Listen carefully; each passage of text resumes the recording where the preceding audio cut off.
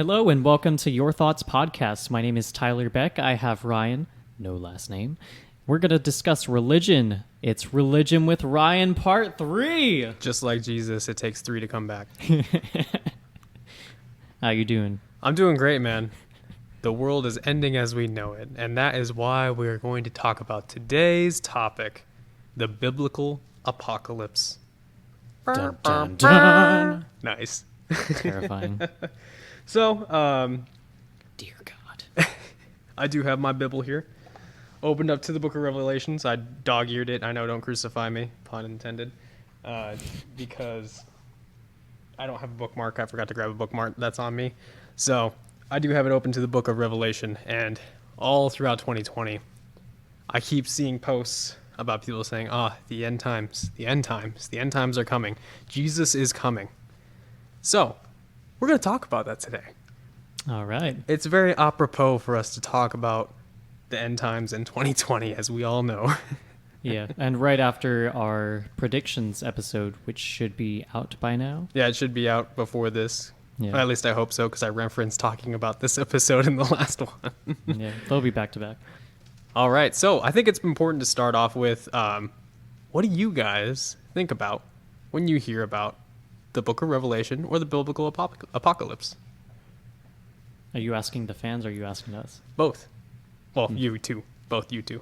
Well, if you're talking to us, we can't hear you. But Oh, okay.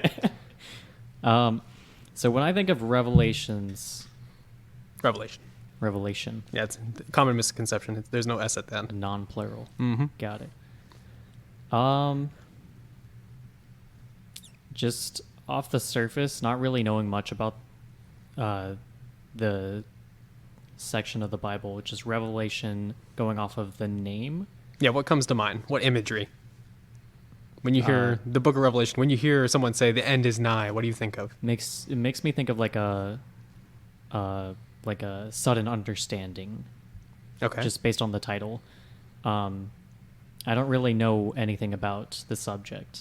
So when someone says it's the biblical apocalypse, you don't hear or you don't think of any imagery, any... When I hear that, I associate it with the Bible or Christianity, but I don't associate it with this chapter because I don't really know much about the chapter. Yeah, but what do you think of is what I'm asking. Oh, like the Christian hellfire and like Antichrist kind of stuff. Okay.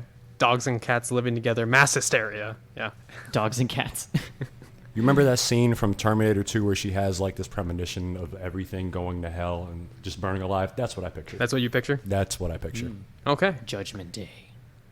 So you guys don't think about scorpion, horse, locust, lady faces with chest armor and helmets stinging people? Nope, not at all. Fire-breathing Jews? Fire breathing maybe, but not necessarily Jews. How about a seven-headed monster with 7-headed monster with 10 crowns, just wreaking havoc on the world? 10 crowns. How you going to fit 10 crowns on 7 heads? Exactly. Oh. So this is why we're going to talk about it. As so much as I see it being referenced online of it's the end times, it's the biblical apocalypse, we're going to talk about what actually is in the book of Revelation. So let me start off with another question. What do you guys think of when I say, hey, I'll be over in a little bit? How long do you think that is? That could be anything. 10 minutes? 20 minutes? An hour? Would you say 1,990 years and counting? No, that seems a little excessive for a little bit. I mean, if you survive that long, you can come over, but I ain't going to be there. So that is essentially what we're dealing with right now. So Jesus was born somewhere between 4 BC and 6 AD. He lived about 30 years. Oh, you know what? I forgot my manners. Leo is on Oh, mic. dear. We did not dear. introduce you. We are so sorry, Leo. I was waiting for it. I'm just like, We're we're gonna going to repent. take them to realize. My bad. We're Nah, going to you're good, repent man. right now. They don't need to know me. We're repenting. Forgive me for I have sinned. Yeah. Our camera operator, Leo, is on the third mic tonight. We're going to have today. some more biblical commentary. Hello. And we are, like I said, 1,990 years and counting, depending on where you see Jesus dying. He was either 30. So from when Revelation is supposed to happen? No, so Revelation was written, it's considered either two dates, just like with Jesus's birth, because, sure, all true things have a little bit of ambiguity, sure.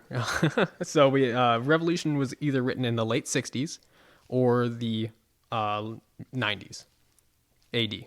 Of AD. AD. Yeah. So like no more defined time than that? The reason why is because what we're going to get into with actually what it says and what Revelation means, it's more likely in the late 60s. And there's a lot of... what's the rest of that date? What do you mean? 60s, 90s, AD. There's like other... No, I think he means like No, literally no, the year year 60. 60 of the year 90. 60. Oh, the AD. year. Okay, gotcha. Yeah, 60 AD. So... I don't want to confuse people, but I was confused. Okay. Yeah, no, 60 AD, late 60s AD is the general consensus on when Revelation was written, and we'll get into why I believe that is the case as Like well. year 1 is after death, No. right? No. We kind of associate year 1 with Jesus's birth, but the problem is Jesus was simultaneously born between 4 BC and 6 AD, depending on the scholarship that you go off of. And how does that work? That's a little confusing to me. Because It is very BC supposed to be confusing. before Christ? And this is there is Christ before Christ. So Oh my God. this goes into the historical context and why, history matters, and especially when it regards to religion. Depending on the sources and the stories within the Gospels themselves, according to some of the Gospel evidence, it would suggest that Christ was born in 4 BC, and most scholars agree with that. And then also some other parts of the Bible put him at 6 AD. So if you want to look at biblical contradictions, there's one for you right there. It's Jesus' birth. And death, apparently. Yeah, and death. So it is, but scholars agree it's in between those 2 years. So you got about 10 years of leeway. But so yeah, like I said, 1,990 years counting. And I can get you that from Jesus saying himself in Matthew that, "Behold, I come quickly," or the end, the time is at hand. And that's the reason why I ask, is that when I say, "Hey, I'm going to be on my way soon," you certainly don't think of almost 2 millennia. Nope. And it further goes to prove the point here in the first verse of Revelation. So allow me to read, quoting from my King James version of the Bible. I am a terrible speaker, and I apologize in advance. All right, so 1 of the book of Revelation. The revelation of Jesus Christ, which God gave unto him, to shew unto his servants things which must shortly come to pass. Shortly. So it even says in the first verse that this is going to happen soon, y'all. Soon. And this was written in the 60s AD. So do we have historical record of what was going on at that time? Absolutely. And I'm glad you asked. So if you've ever, let me give context with the overall book of Revelation first. So Revelation, if anyone has ever read it, you'll notice that there is a lot of numerology within Revelation. Lots of, it's also the most Jewish of the New Testament. Oh, that's the reference to 666, right? Or 616, if you want to translate it properly. We'll get into that. 616. And it's what I was learning was that's actually in Hebrew, I believe there's numbers in their language. So it could actually be saying something. Nero. I'm sorry? Nero. Euro? Nero. Oh, yes. Yes. 666, or translated properly, some debate, 616 is actually the numeric spelling for Nero. And we're going to get into that. Okay. We're going to get into that. Oh, I'm blowing his mind over there. I thought numbers were bad enough when they was just counting. Now we spelling shits. What is... Ooh, am I allowed to cuss on here? Oh, yeah. Oh, yeah, cool. absolutely. It's your thoughts, man. So we're gonna start in all to that. And there's a lot of stuff to unpack here. So, like I said, coming quickly, Jesus said it himself. This takes place around 60 AD, and the writer is John. This is not John the disciple. This is a Christian follower that was in exile at the time off the island of Patmos, which is near Turkey. And this is where he is writing it. And he says that in the book. He is off the island of Patmos in exile from the Roman Empire. All this happens during Rome. This is the time and reign of Nero. So he is the 6th emperor, if you count Julius Caesar, which most historians do, even though technically he was just the kind of transition into empire. And that is actually in the book of Revelation itself. Again, we'll get into that in just a second. Like I said as well, Revelation is the most Jewish of the New Testament books because it has a lot of references to numerology. It actually has a lot of comparisons between certain verses. This also actually gives you a description of Jesus in this book, which is also can be found in the verses Revelations 1:12.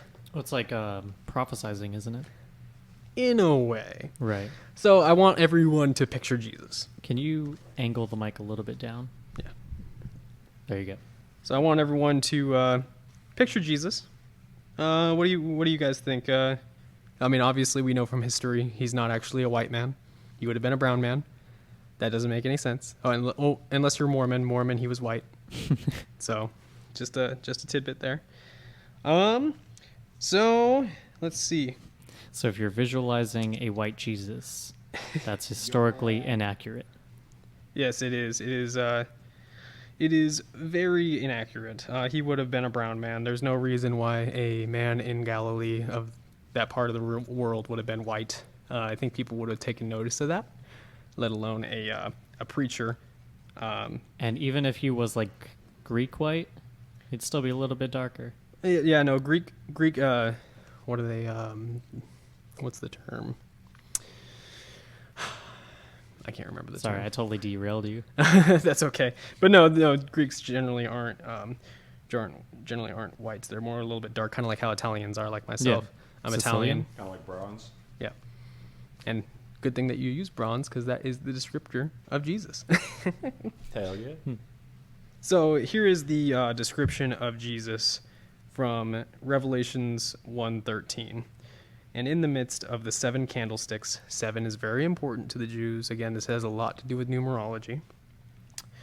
In the midst of 7 candlesticks, one like unto the Son of Man, clothed with a garment down to the foot, and a grit about his paps with a golden girdle.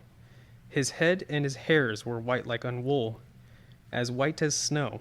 His eyes were as a flame of fire, and his feet unto fine brass, or bronze, depending on the translation, as if they were burned in a furnace, and his voice the sound of many waters. Now, this may actually be the first brass balls joke. I just want to put that out there, because depending on your translation of feet in the Bible, it can also mean genitals. So, Jesus, he's got some brass balls, guys. He's got some fucking brass balls. I also want to point out later on, Jesus also has to be pretty freaking hung, because in Revelation 19, on his thigh, another euphemism for genitals usually within the Bible, he has written King of Kings and Lord of Lords. And I don't know about you, that's a lot of words to put on a dick. So he's fucking hung. Brass balls, huge dick. Go Jesus. Who else? What other God do you need? But again, this is all I very... want my God to have a big dick. You gotta have a big dick God.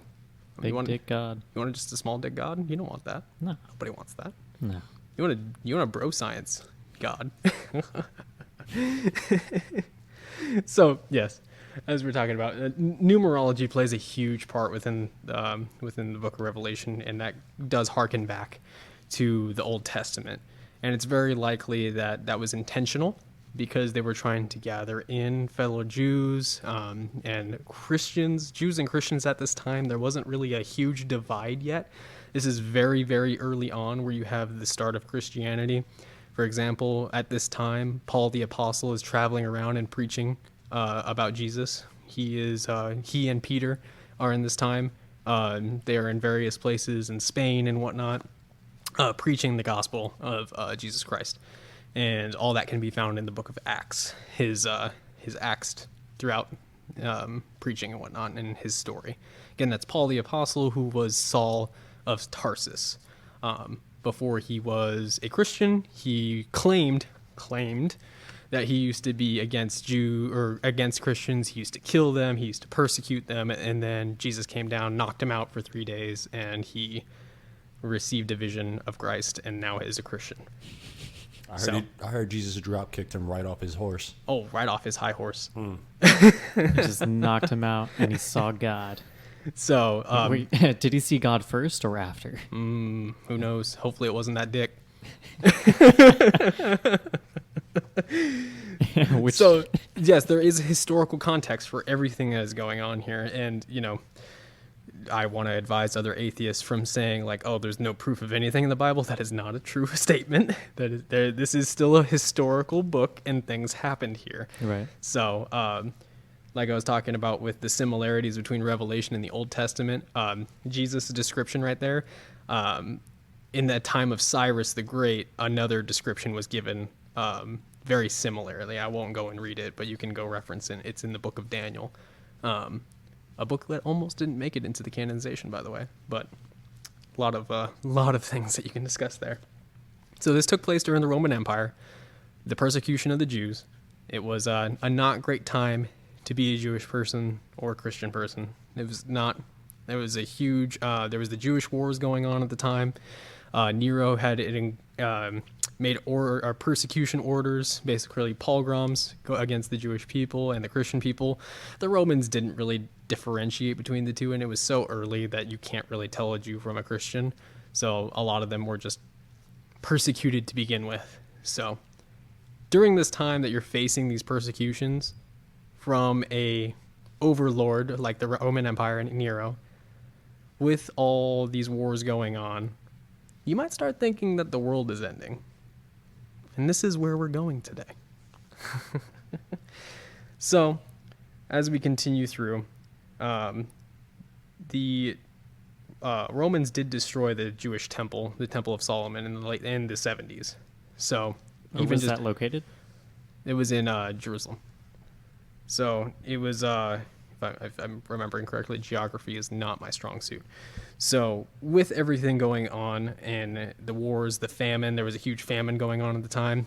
The reason why the Jews and Christians were being persecuted was because of the Great Fire of Rome. Nero turned around and actually blamed it on the Jews and the Christian, and hence why they started being persecuted, causing war, causing famine. All this stuff building up, you're like, the world's fucking ending, guys. The world's fucking ending. And not only that, when Jesus said the time is at hand, and this only being about 30 years removed, if you go with the 60s date, you could probably see that. Yeah, he's coming back. He's coming back. Things are going to go down. So, all that being said, in the historical context, yes, this stuff was happening, and that's where a lot of the imagery comes from. The seven-headed monster is Rome. The reason why you say that is because the 7 heads are actually the 7 hills of Rome. Rome is the city of 7 hills. The crowns and the heads and everything like that, all that go together with the numerology. It does say in the book of Revelation that there has been 5 kings. One of them is, and one is soon to come, and that references the emperors themselves, from Julius Caesar and onward to Nero, who is, and then after Nero, well, you start to get the fall of the Roman Empire, and emperor after emperor starts getting assassinated. So it says that one will come, but only be for a short while. So that historically puts it all in the 60s AD when all this is going on. And that's what they're talking about in the book of Revelation. Because normally when people talk about the Revelation, they talk about, the beasts, the Antichrist, the false prophet. Well, not so much the false prophet. That's kind of a So it it potentially is asserting the end of Rome, not the end of times necessarily? No, they are arguing that the end of times, but this is historically taking place in the 60s Rome. So when people start referencing, hey, the end is coming, and this is the reason why this person's the Antichrist, the Antichrist was already here, and his name was Nero. That stuff has already passed. For the rest of the book and stuff like that, you can argue certain things have yet not happened, but that's more of the Jews and the Christians being like, you're going to get yours one day. Jesus is going to come back and he's going to take you guys out because you guys keep persecuting us and our world is ending. It's hugely just a giant death threat. This whole book is just a giant death threat in a sense. So, but what the misconceptions are, you know, the idea of the Antichrist and the idea of the false prophet, those are like 2 verses. Like, in popular culture, those are huge, iconic images when it comes to like end times movies and books and stuff like that. The Antichrist plays a huge part and everything like that. When Bush was president, it was referenced he's the Antichrist, or probably even Obama, Trump, every president. I remember, who was it that called Obama Beelzebub because he had a fly on his lip, and Beelzebub is Lord of the Flies, so therefore he is the Antichrist. Yeah, it's literally that stupid sometimes, guys. It's literally that stupid sometimes. So there's a lot of people that think of certain narratives, you know, Satan coming back to rule over the world. That stuff is in there. The angels coming down and taking a third of the people. You guys are familiar with like the tribulation, you know, the idea that a third of humanity will disappear, so that way the rest of the world can undergo judgment. Are you familiar with that concept? No. No? No. So No, I don't think so. So it may be because you're Catholic or you grew up Catholic. It may be because of that. Is that something that was excluded, or is it's not? See, the problem just not is discussed? the issue is with it is that people say it's a thing, but in the Bible it's not really a thing. It's referenced, but it does not say that a third of the population will just wipe off of Earth. It's not really explained in there. I'm not sure exactly where it comes from. I'm sure it's some kind of apologetics that a later historian or church member made. Like, for example, the visions of hell itself was from a nun in like the 14th century or something like that. The whole idea of all that, what happens when you die and all, it was just a fever dream of some nun that was written down. And then besides, of course, the apocalypse of Peter. So that the description of hell isn't in the Bible? No. Really? Mm-hmm. There's not really a hell doesn't really exist in the Bible. There's reference to it, and there's talk, especially within Revelation, of being thrown into the pit that has fire and brimstone. There is actually a strange historical context with that, is that there was a fiery pit nearby that people used to reference. That's like basically like a garbage dump. I can't remember exactly where what the name was called, but I was it was one of the commentary I was listening to on it, and apparently there is a fiery pit nearby that was just full of trash, and the idea could have been like, oh, you get thrown in there, you go to the junkyard when you're a bad person. It could have been something as simple as that.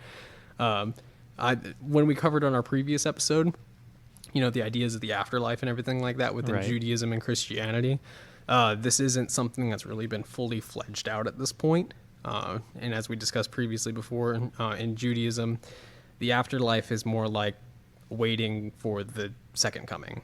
When you die, you go to rest the place of your fathers, or a similar Greek idea of Hades, where you just kind of go and exist, and then you wait for the end times so that you can be resurrected. Hades had fire, didn't it? I think it had the imagery of fire. I'm not I'm into Greek mythology, but I'm not into it. I think part of the weird thing about Christianity is they adopted so many various aspects of other religions. Oh yeah, that's just natural. I mean, when Persia conquered Judea, they adopted a lot of their principles. When Rome conquered the Jewish people again, they just took all the religions. They definitely borrow some. There's reformations that happen. Of course, the writings on that is kind of scant. You know, that's just the problem with history, is that we have some writings, others we don't. We have a lot of oral traditions that just don't survive the test of time. They just get lost. So it's an unfortunate. It's just an unfortunate process with history. Another interesting kind of descriptor when Jesus comes back. So when people say, Jesus is coming, just want to let you know Jesus will have a sword in his mouth. Not the most ideal place for a sword, in my opinion, but he will use it to cut down the non-believers and whatnot. Well, I mean, I wouldn't Well, say it's not the most ideal. Haven't you seen One Piece? That is true. Is it Zoro? Or, yeah. That is true. The Zoro's Bible, Jesus, guys. Anime is real. I believe it's Bible Project or Bible Theory Project or something like that. The descriptor of Jesus having a sword in his mouth, couldn't that be like the pen is mightier than the sword kind of metaphor? Like, I'm sure it could be metaphorized as like the word from Jesus will cut through the non-believers, and the sword is the signifier of that word. I wouldn't be surprised, but it's just that. But imagery. the literal descriptor is a very interesting way of portraying. You got to that. remember is that John, the one that's writing this, is being shown all this stuff. So this is his revelation that was given unto him by an angel. So he must have had a sword in his mouth. So again, not the most ideal place. I think we talked about previously that about the 144,000 that are actually going to be saved. That's where this number comes from. And it's in the book of Revelation. The only number of people that are going to be saved at the end of times is 144,000. That's it. And where did they get that number from? It's the 12 of 12 of 12. The number 12 within Judaism, and just like 7, again, it all plays back into numerology. And that's a very important kind of number to them. So 144,000 is just 12 of 12 of 12. Well, not necessarily like 12 times 12 and then times 1,000. So 1,000 used to be kind of like how we would reference a billion, because when you look back at 60 AD, 144,000 people would be a lot of people. That'd be a lot of people. Yeah, people were not living as long as they are now. Exactly. Global population is way larger than it has been ever. I mean, with that comment being said right there, that's one of the reasons why I find it so hard to believe that in the present day, people still cling to the Bible, because it's like you got to realize these people did not live the longest lives. The oldest person maybe lived to be about 30 years old. You want to take advice from a generation of people like that, you need help. That's just my personal opinion. Yeah, it's very rare that you see people living into their 60s unless you're a part of the aristocracy or of the religious class that had generally better living conditions than like the peasantry. So, but yeah, 144,000, that is where this number comes from. That is the amount of people that are saved. Now, when I talk to people like my father-in-law, who is a practicing Mormon, he believes that that's just a mistranslation, or, it's just a metaphor, which, a majority of the people will compartmentalize these things as, oh, that's a metaphor, or, oh, that's not exactly what it meant. Like rationalize it? They will rationalize it, yeah. But also, if you are a Jehovah's Witness, or you know a Jehovah's Witness, they literally believe in the 144,000. That is what they believe. Not a person more. So, kind of hard to be in a religion where, like, okay, there's been billions of us so far. How many good people do you really think there are? That's a good point. Only 144,000. Weren't you listening? Yeah. Oh, yeah. Okay. I know. I can name them off right now. Yeah, all of them? And then a lot of people will recognize the trumpets for the end times. Each of them signifying each next disaster, each angel. This does actually give you a description of angels. I would much rather prefer rock music in our Descent to Hell. Some heavy metal playing. Yeah. Some Black Sabbath. When you guys think of angels, what do you think of? The traditional imagery of some like The Nephilim? Nephilim. Like the little babies with the wings?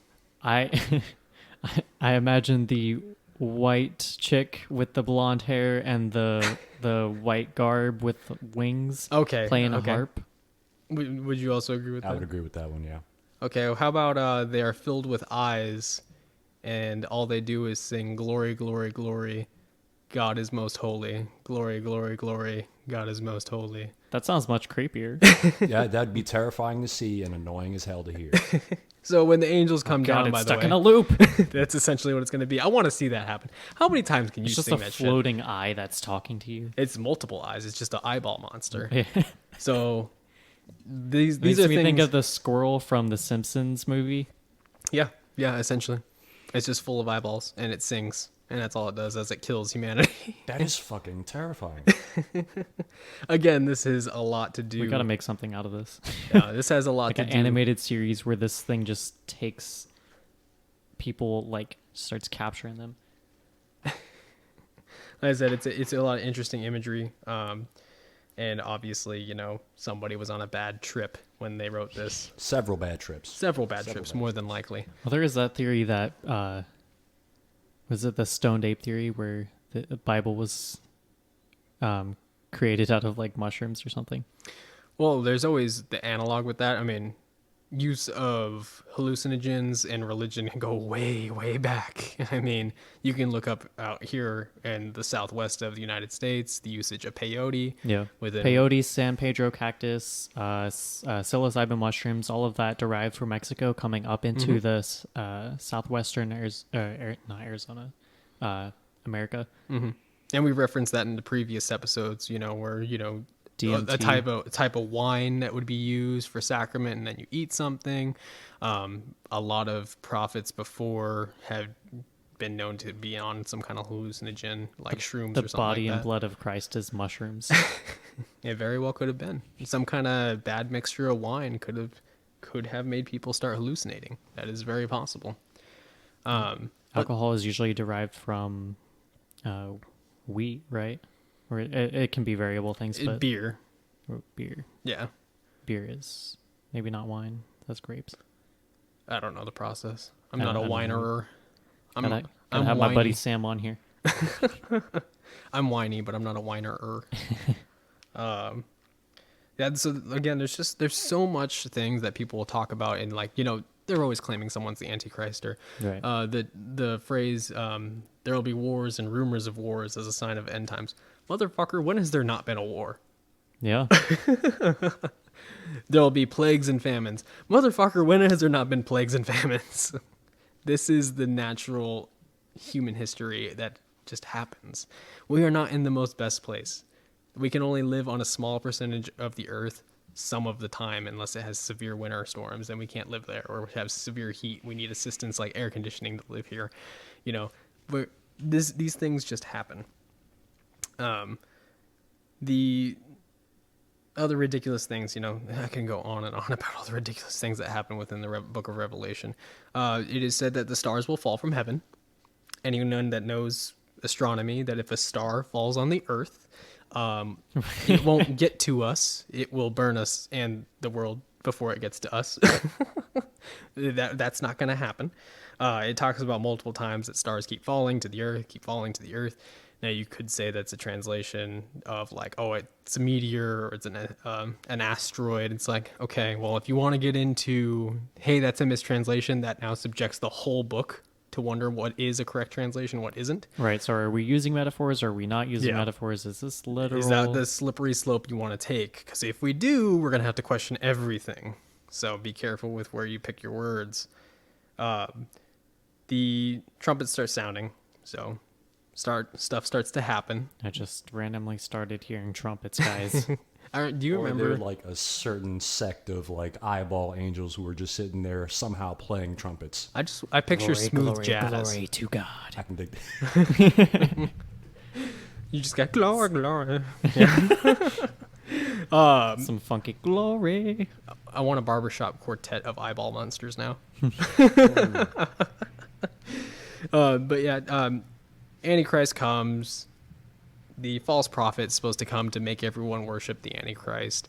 Again, all this stuff, if you actually read the book of Revelations, it would only take you about an hour to do so. It's a very short book.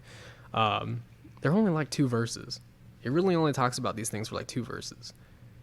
There is a woman that comes down clothed in the sun with the moon at her feet, who gives birth to a child. And as soon as that child is born, a dragon rises up out of the bottomless pit, Don't know how do you rise out of something bottomless, but hey, that's just a writing error. It's been a long time coming, that's all. I mean, like just looking down at a black pit, something comes up. It's referenced as a bottomless pit. I mean, So- if it's just black pit, you can't see the bottom, but something coming out of it, that would make sense. Yeah, imagery. Yeah. Literal versus imagery. I just like to expand and point out this is kind of You stupid. just want to make it literal, Ryan. Hey man, there's biblical literalists out there, all right? 144,000, exactly to the number.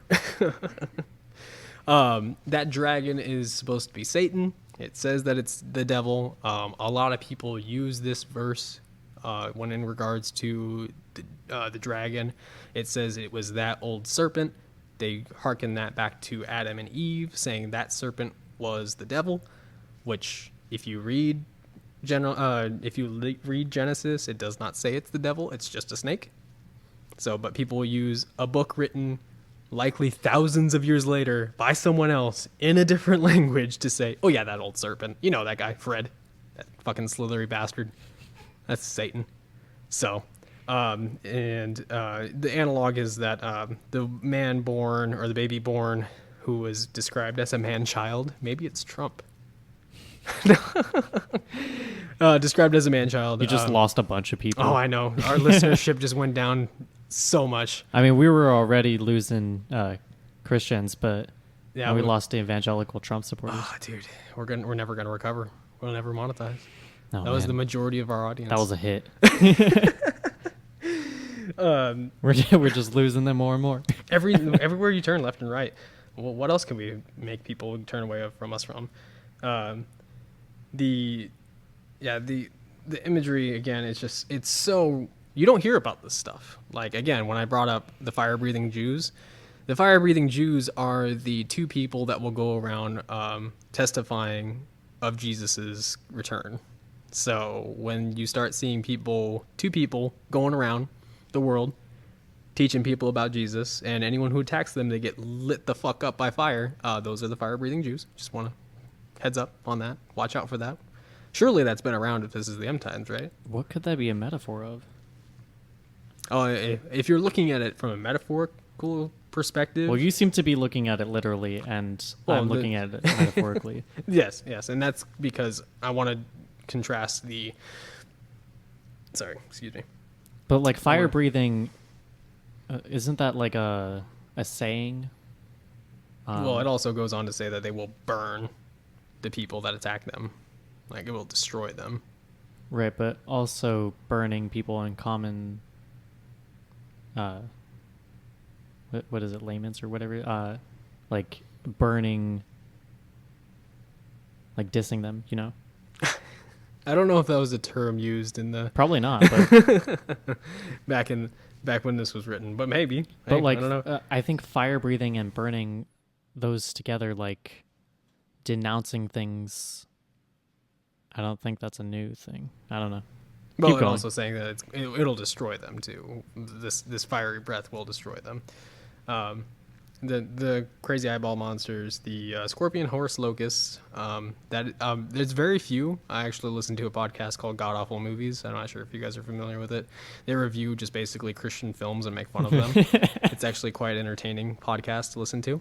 So God many awful movies. Yeah, it's God Awful Movies. That's hilarious. It's the Scathing Atheist Crew. I listen to them, and a lot of the themes is obviously the apocalypse genre, because that's so cornerstone to the Christian belief system. It scares people into it. Yeah, and I think only one or two have brought up the scorpion, horse, locusts. It's just something that you don't. So there was like hear a about. visual representation of these things in that movie. In the Bible. Oh, only in the Bible. Okay. In the movie, you see like a shadow that like flies around and then it gets somebody. Oh.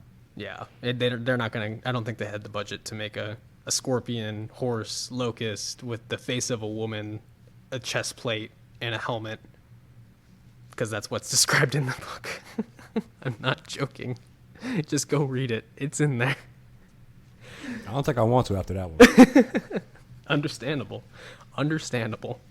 By the way, if it stings you, you will be in pain for 5 months. It says specifically for 5 months. You will wish to die, but you can't. So this thing also makes you immortal for whatever fucking reason. Yeah.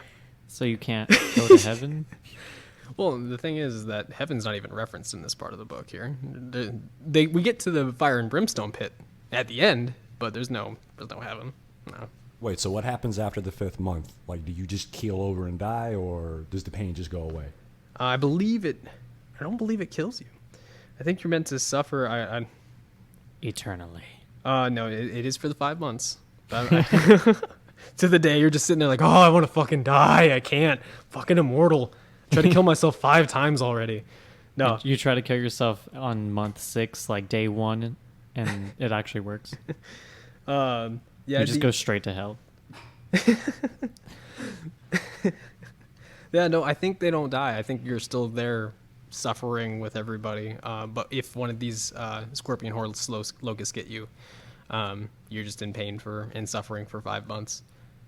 And that actually might tie into something that happened historically within the Jewish people and Christian people during this time frame. I believe it was the famine that lasted 5 months. So there might be the analog there with that as well. Again, this does tie back into history. Interesting enough, we do get some names of angels in this book. This is where we start to hear, other than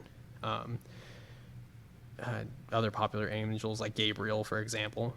We hear of Michael, the angel Michael, that actually does war with Satan later in the book. And then we have a kind of, a supervisor, apparently, if you will, that supervises over these horse locusts and the angel monsters.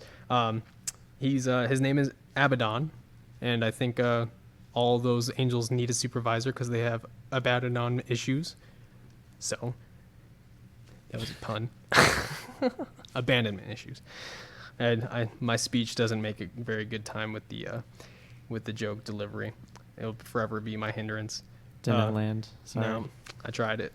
It's okay. I suck at comedy too. It's really my speech that slows me down. Yeah, so much happens, and people don't see these things for what they are. It's just relatively the pop culture stuff, and that's really it. When we could be facing actual issues, I mean, people were making this saying, and this would probably be the most ideal time to claim it's the end times is post World War One, because after World War One, you have just everything in just shambles. Right. After that, you also have the Spanish flu that hits after World War One, so it wipes out a huge portion of the population as well after World War One that already killed so many people. There's already some tensions growing. Another war could be coming when then World War II happens, obviously. But that would probably be if someone were to say like, hey, this is the fucking end times right here in the early 1900s. I think that'd be a good place to place it. But here in 2020, what you would have to then believe, and I don't think the evangelicals would like this, is that Trump would be the Antichrist, given the story narrative. I don't think they're ready to accept that. I was actually drawing those parallels when we were going through the story earlier. I'm just like, oh, shit. It's all happening right now. Yeah, and those people who tend to be sympathetic to this view, they do think it's the end times. I mean, I've seen several right-leaning people just on Facebook sharing these sympathies, is that, hey, if that's true, you realize that Trump's the Antichrist right now, right? You sure you want to make that argument? Because I think that's your guy. Yeah, but there's anything else you want to expand onto that? So do you have like any favorite verses from this chapter? Really, I mean, the most ridiculous thing is the scorpion horse locust, in my opinion. It certainly is an interesting visual. Yeah, growing up Christian, and I was actually terrified of the world ending in 2012. I was completely convinced that was going to happen. In 2012, really? Yeah, the Mayan calendar bullshit. Right. Yeah. But we were like 16, 17. No, I think we're younger than that. No? We were in high school. Yeah. I only remember that because I was actually at a track meet that same day, and the whole track meet just stopped, and everyone just started looking up in the sky like, Nothing's happening. Are we gonna die right now? Oh no, it was when I started to learn about it and I was being scared. Was back Oh. in middle school. Yeah, 2012 happened in high school. Sorry. My band Elena Avenue wrote a song the next day, and we called it "The Day After the World Ends." Okay, that's a good one. Yeah, I was convinced that was gonna happen. Poor little old Ryan, just terrified that the world was gonna end. So I decided to pick up the Book of Revelation because even when I was growing up as a Christian, we would talk about some things in church. We'd talk about the end of the world and how you need to repent. Jesus is coming back. The time is at hand. After all, that's what he said over 2,000 years, or almost 2,000 years ago. It makes me think of the Christians that like walk around Mill saying like you're gonna go to hell and like carrying that cross and stuff. Mm-hmm. Yeah. It's like, do you know? Have you read this? Are you sure about that? We've all been waiting, bud. We've all been waiting. I mean, shouldn't they like not be judging people anyway? I feel like that's a very judgmental thing to do. So here's the thing that I do see often, that people will kind of, especially people that are a little bit more liberal Christian and whatnot, they tend to be accepting of gay people. They're not racist or anything like that. When you actually do read the Bible, it is not favorable to that kind of. It's very clear in this book. Old Testament or New? Both. Both. Yeah, even Jesus himself. So if you wanted to say if it's unchristlike to insult people, Christ did it himself to a Canaanite woman when she was begging for her daughter to be driven from demons, and he calls her a dog, and says that she basically has to beg at his feet. And then he's like, "Oh, okay, you're doing a good job. I'll go ahead and I'll cure your daughter now." But first he insults her, and it's not a good look. I rescind my earlier statement. Racism is pretty huge. Jesus makes it, even in this book again, it makes it clear that we are only here for the Jews and the tribes of Israel. That's I don't know whether or not Christians realize it, but they are a sect of Judaism. I know they've tried really hard to kind of separate themselves from that, but they are still Jewish in their belief structure. I think both religions would disagree with that. Yeah, they do. But it's not true. When you got the same God, guys. Yeah, even the Muslims. Yeah, Same Abrahamic God. religions. It's all Abraham. They just it's one of the sons that splits off, and that's where Islam comes from. So, but otherwise, most of the Old Testament, all three religions agree on. Of course, Christians will be like, "Oh yeah, that was an analog for Jesus," or that was predicting the same Jesus. area and same time in history. Well, Islam comes later with Muhammad. Muhammad, I think, is in the 800s, so that comes well later. And then, of course, Mormonism also parrots off of that. Like, what was the meme? It's like it had the Star Wars movies, but it was each sequel, and Mormons were like Christians in space because you get your own planet if you're a good Mormon. So, but it does harken back to the same God, same belief system. Muslims see Jesus as a prophet. They just don't say he's the anointed one. What's the actual translation? The Messiah. There we go. The Messiah. They don't see him as the Messiah, but he is a prophet. They do recognize him as a prophet. Christians will claim like, "Oh, you guys don't believe Jesus was a prophet." I'm like, no, they do. They just don't believe he's the Son of God. They don't believe he's the Messiah. So, but no, again, all same religion, and they all harken off of one another. I think we derailed somewhere off of that though. Probably. What about you, Leonard? I'm just along for the ride at this point. I'm learning so much. Yeah, I didn't have much on this topic. Yeah, it's a short book, so basically what I wanted to do was being able to splinter off of like what the Bible actually says versus what people believe. And a huge thing, especially being 2020 and people thinking that the end of the world is coming. If you actually read the Book of Revelation. Is that why you were singing "It's the End of the World"? Yes, that's why. It's the end. I just got that now. Damn, bro, what are we at? 30 minutes in? 50. Yeah. So it's when people say the end is nigh, they don't really understand what it means. It doesn't even come anywhere close to what the books say. When even at the very, very end, at the last page of Revelation, John says that all this is shortly to be done, which again would harken back. This is going to happen soon, y'all. This is going to happen soon. And I love one of the quotes given from another podcast I used to listen to for the Book of Mormon, the My Book of Mormon podcast.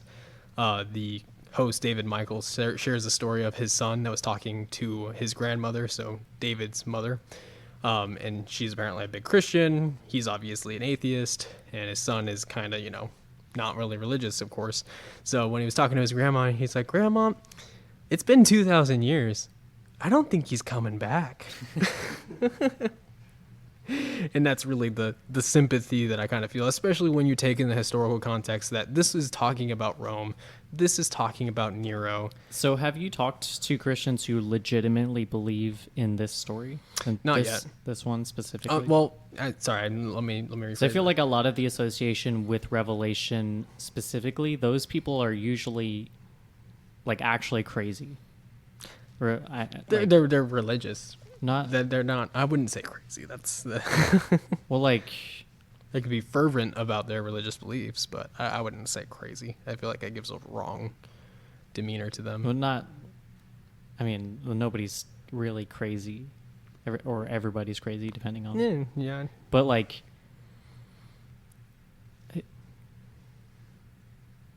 I guess like really, really, literally believe this. And I don't think generally people do. They believe some kind of version of it. And again, I think it has more influence with the pop culture references and the movies and the stories that you're taught in church. Because again, when you actually go read this stuff, it's completely different.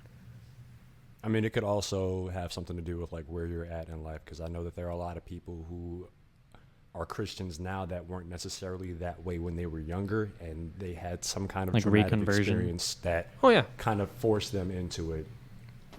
Yeah, no, I think I brought up in one of the last episodes that I was reconverted and saved at the age of 14, and I felt, like Jesus had saved my soul. I had what the Mormons call the burning in the bosom, that this was true and this is the way to go. And I was Christian there for a few years, and then that kind of deteriorated, and hence we are right here now. Wait, so what was it like before? Before I was a Christian, or before? What are we talking about? So elaborate a little bit what it was like before. Like you didn't believe, then you got reconverted, and then the fall of that. So what I'd like to say is that I grew up religious, but we were not practicing. So okay. So it's like you knew about it, but then you started going to church. Or something? When I was younger, we did go to church, and then. By the way, I just remembered the name from the previous podcast, the snake dancers. Those are Pentecostals. So we went to a Pentecostal church in Apache Junction one time, and they brought out the snakes. And my dad was like, "Fuck this shit, I'm out." He stood up, got my mom. We got the fuck out of there. Oh God, they're bringing out snakes. Yeah, because they were like, "Yeah, this is good church service and whatnot." And then they brought out the dancing snakes. These devil worshippers. And that also, I think we talked about that in the last episode. The reason why these people dance with snakes is because of a mistranslation that's actually in Matthew. It was not originally in the Bible. It was added in later by someone else that's saying that if you get bit by any poisonous thing, it will not hurt you, and that's a test of your faith. Oh, God. So that's the reason why they dance with snakes. But that's actually not an uncommon thing in shamanic cultures, though. Oh, yeah. No, you I mean, even just you have trials by fire, for example. Right, if like your walking faith, on coals. Yeah, that kind of thing. Or you hold something really hot, and if it doesn't burn you, it shows your faith. There's a specific indigenous tribe, I think, in South America that has you get stung by bullet ants. Yep, I remember that. I think I remember seeing like a Discovery Channel special on that or something like that. So yeah, there's always these trials kind of things. It's not just significant to Christianity. And yeah, I remember doing shit like that as a kid, like just to prove my masculinity too. Yeah, toxic masculinity. I think we've all done I don't- something similar. yeah, we've all done something stupid like that, I'm sure. Yeah. But yeah, no, that was the last time we went to church was after that Pentecostal experience. Again, those preachers, by the way, a lot of them do get bit and die, so I guess they weren't that faithful. So God save me. that was the last time we went to church, and then I started going again in middle school. I went to the Living Word, which is a 3-dome church up off like Val Vista in the 202. People call it the Triple Nipple Church because it's just 3 gigantic domes. Yeah, I think I've seen that one. Yeah, it's up there. It's hard to miss. And that's where I got my saving experience. So before that, I was So like is it like euphoria when you felt like you Oh, yeah. had God inside of you? phrasing. Phrasing. Yeah, with his So- bronze cock. No, it was bronze balls, big Balls. cock that has Lord of Lords. You King don't of think Kings the art balls on match the cock? it. What if it didn't? It's white. Mormon The, cock. the only white part about Jesus. And there went the rest of the religious fan base. Right there. There they go. Bye. No, Is anybody still watching? it's there's so many different things that I mean I've gone into it before with what happens in the Bible versus what people believe, and it's an endless topic that I can go on really. But when it comes, That's why we're on part 3. yeah, that's why we're on part And we'll 3. probably do more because there's so so much. much. There's so much to talk about. There's so much. Is there anything you guys want to? Anything else you want to know about? Well, I Revelation, want you to or- finish the story. Okay, so do you want to? Okay, so my experience growing up was, religious but not really Right. practicing. I had my saving moment, and you kind of want to know my fall on that, or Well, describe a little bit about what it felt like when you were faithful, and then how it devolved. so when I was a practicing Christian and I went to church every weekend, we had to go on Saturdays because my parents worked on Sundays. So there was a teen night that I used to go to. It was an hour of service, and then it was a few hours until midnight. Do whatever the fuck you want. They had video games there. They had a rock wall. They had a bunch of other stuff. It was a good time. When I was a practicing Christian, I'd go up, I'd do the praise and worship, with the sing-along songs. I did crack open the Bible and try to read some of it. I remember going to church and like youth groups were always fun. Oh yeah, it's super fun. And the sense of the community was always nice. But like when it got into the actual religious aspect, I was like, I'm not into this. I was into it. These kids are into it. I don't like this.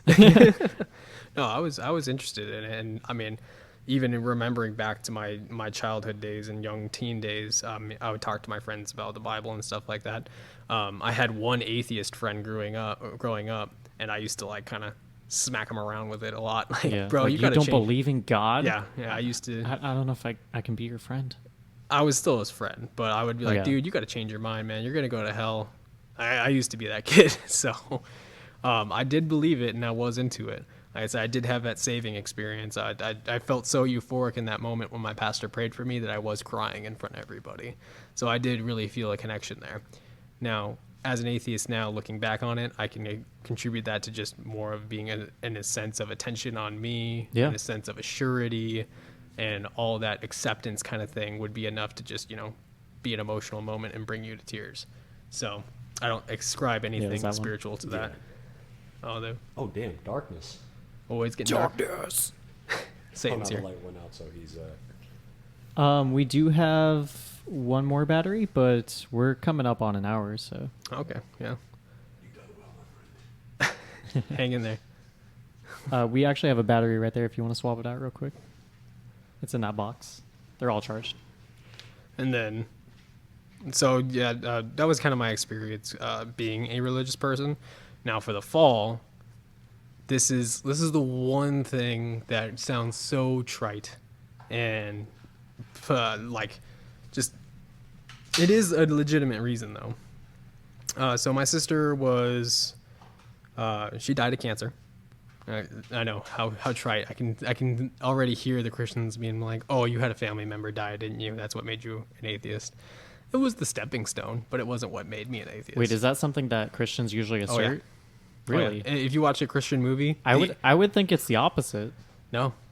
If you watch a I Christian could see movie, people like really thinking about death and converting themselves to be religious because That usually actually happens when they have a child. They get more religious as soon as they have a kid. because they're thinking about their kid's death and they want their kid to have they these wanna be moral values. Yeah, they want their kid to grow up with moral values, so they think that they can only get that through the church, and that's when they start trying and going back to church. But no, if you watch, like I said, a Christian movie, the atheist character or the non-believing character is usually an atheist because mom died of cancer. Oh, so they're cynical. Yeah, so like, oh, and I hate God because they took my family member, kind of thing. Gotcha. Okay. That's the kind of mentality there, which is kind of stupid because you're not an atheist if you're mad at God. Yeah. You can't be mad at something that you don't think exists. That's not how that works. So, but no, my sister was diagnosed with cancer, and she battled that. I remember seeing my mother pray, just completely in tears, hoping that my sister got better. And of course she didn't. She died months later. And of course, when I was seeing her cry, begging God, and I was like, why would a benevolent God do that? This isn't something. Now, granted, I can already hear the problem of evil. Adam and Eve, original sin, that's kind of the counter arguments to all that stuff, and I can go on forever on why that's stupid. But that is the first stepping stone. That did not make me an atheist. I was still a believer at that time. I still believed that my sister went to heaven at that time.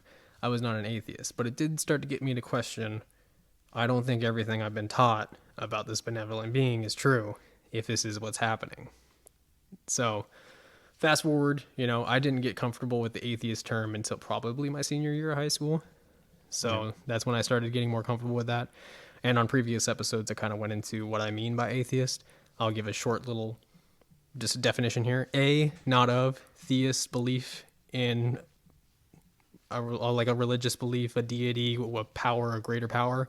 So atheist, not of religious belief in a deity. I just don't have one. So somebody can call that as an agnostic. I don't see them as mutually exclusive. You can be an agnostic atheist. Those are completely compatible.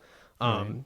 Certainty is not useful to me because to check the whole universe to try to see if there is a God is kind of useless. I think by definition we should see things if he does exist, and he just simply doesn't. I do not see these examples. There are certain claims that would have to be true if there was a God, but here in science, I mean, I've shared it many times before, like geology disproves the flood, neurology disproves the soul. There's a few just different realms of science that these things are not compatible with. We don't have any evidence, at least. And something that you cannot have evidence for is indifferent from not existing. So if you can't show it, you can't say you know it. And that's where I kind of come from on that. So, but growing up, that was just the kind of decline going down from there. And then I started, listening to atheist talks. Christopher Hitchens, one of my favorite four horsemen of atheism, is just such a joy to listen to. As such a witty person, such a well-spoken individual. The shame that he also died of cancer. He got esophageal cancer and died. I would love to hear his take on Trump nowadays. I would love to see that. Who were the other three? Of the four horsemen? Mm-hmm. So you had Daniel Dennett, Christopher Hitchens, Sam Harris, and Richard Dawkins. Okay. Those were the quote-unquote four horsemen. I've listened to quite a bit from Richard Dawkins and Sam Harris. Yeah. And a little bit from Christopher Hitchens, but not that much. I highly recommend Hitchens. Hitchens is just such an elegant person to hear speak. I mean, it helps that he has like a British accent, or not a British accent, some kind of European accent. Yeah, I've for sure listened to some of him. Mm-hmm. His book, God Is Not Great, is a good book. God Is Not Great. Yeah, it's a good read. I highly recommend him. Richard Dawkins, the atheist community, has kind of spaced ourselves from a little bit. I mean, he is an atheist and a prominent atheist. Good on him. He can also be, sexist and transphobe and whatnot. He's a little bit militant. Yeah, I still disagree with the word militant when it comes to belief systems, because it's the approach. Ain't nobody killing anybody over that. Well, I mean, militant has a certain vestige, a certain kind of imagery that I don't agree or confrontational. Yeah, but Like, we're having a discussion. We can have different perspectives on religion. The way that Dawkins goes about it is like, you can't believe this. well, he actually gives up a kind of diagram of where you can be on the religious spectrum. Oh, really? Yeah, and that's in his book. Well, the issue is I haven't read any of his books. I've only watched speeches from him. Yeah, that's in the God Delusion is his book, which I mean, I guess you can say right there. That's a pretty hefty book right there, just based on the name. But you know, Probably out of all of them, all of them, all of them. all of them. The only book that I read is Waking Up by Sam Harris. Yeah, Sam Harris is a joy to listen to as well. I haven't dove into any of his recent stuff, nor do I listen to his new podcast, Waking Up. But I've heard good things about it. It's actually making sense now. Oh, it's making sense now. Yeah, he changed the name. Rebranding, stupid. Yeah, I don't know why he did that. I don't know. I haven't listened to it. Shift into like a more political kind of podcast, I think. Yeah, Anything else you want to close up on here? I know we're coming up close on an hour. we're past an hour. That was Oh, we are pretty past sure an we're hour. past an hour at this point. Yeah, an hour and 5. So, yeah, just to close up everything, read the book of Revelation if you think the end times are coming. It'll definitely sway your view. I think you're going to mostly come out of it looking like, what the fuck did I just read? I mean, if anything, from everything that I heard today and just watching the current social events, it seems like the Book of Revelation is more of just like a social reboot.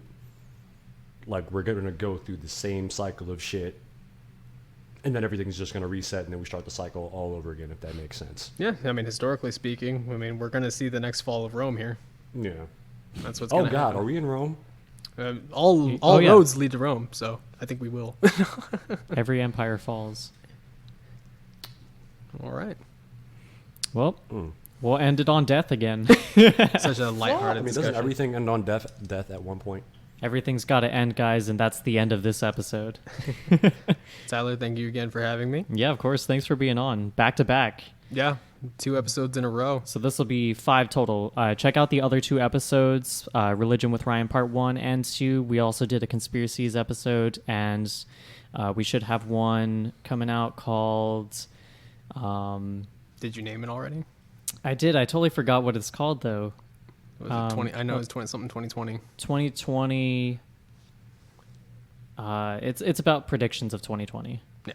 Which, if you're listening to this, you should have listened to the other one already. It's actually after, because we filmed it before the election, so you'll likely see both of these after the election. Yeah. To find more content like this, check us out on YouTube. We've got a variety of videos. We've got a website. It's yourthoughtspodcast.com. We have a Patreon. Please support our Patreon. It greatly helps this production continue. You can check us out on Spotify, Google Play, Amazon, Stitcher, Apple. Yeah. Thank you guys for watching. Thank you. Thank you, Leo. Thank you, Ryan. Absolutely. Not a problem.